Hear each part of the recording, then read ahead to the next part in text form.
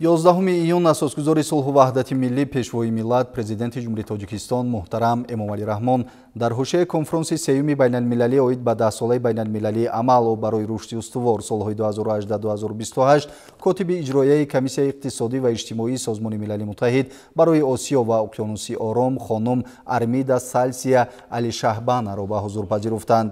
Тоҷикистон саҳми Созмони Милали Муттаҳид ва рӯзномаи 2030 онро дар ҳалли масъалаҳои мубрами байналмилалӣ ва мушкилоти ҷаҳони муосир муҳим медонад, изҳор доштанд дар оғози суҳбат президенти кишвар муҳтарам Эмомалӣ Раҳмон.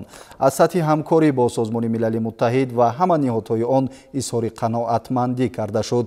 Дастгирии Комиссияи иқтисодӣ ва иҷтимоии созмон дар самти дастрасӣ ба нерӯи устувор, рушди кишоварзӣ ва таъсиси ҷойҳои нави корӣ зарур шуморида шуд. нақши комиссия дар иҷрои барномаи миёна муҳлати рушди Тоҷикистон барои солҳои 2021-2025 назаррас арзёбӣ гардид. Дар ин зимн дар доираи Комиссияи иқтисодӣ ва иҷтимоӣ таҳкими заминаи меъёрии ҳуқуқии ҳамлу нақли бисёрҷониба, рушди инфрасохтори он ва таъсиси марказҳои логистикии минтақавӣ амри муҳим дониста шуд. ҷорӣ намудани технологияҳои рақамӣ, низоми зеҳнии нақлиётӣ ва тағйирёбии иқлим аз мавзӯъҳои дигари мулоқот буданд. дар ҳафти вохӯрӣ ҷонибҳо ҳамчунин оид ба дигар масъалаҳои мавриди таваҷҷӯҳ табодули андеша карданд.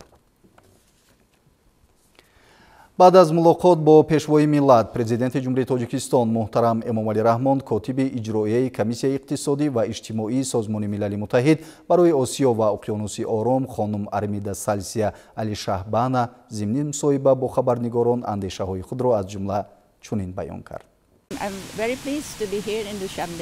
ман хеле хушнудам ки дар пойтахти Тоҷикистон шаҳри Душанбе қарор дорам ва дар чунин конфронси сатҳи байналмилалӣ иштирок менамоям. Мехоҳам ба президенти Тоҷикистон ва ҳукумати ҷумҳурии Тоҷикистон барои ташкил ва баргузор намудани чунин конфронси сатҳи олии миннатдории худро баён намоям. ҳаминро қайд карданиям ки Тоҷикистон дар ҷаҳон миёни дигар давлатҳо оид ба масоили об лидери асосӣ эътироф гардидааст. Об ин манбаи муҳим барои зиндагии инсон ва муҳити атроф маҳсуб меёбад. Об ин калиди гардиши рушди иқтисод, солимӣ ва пешравӣ дар ҳама самтҳои ҷомеа дониста шудааст. умедворам ки натиҷаҳои ин конфронс барои тақвияти ҳамкориҳо миёни ҳукуматҳо ва шарикони рушд мусоидати зиёд мекунад. ба кори конфронс барор таманно дорам.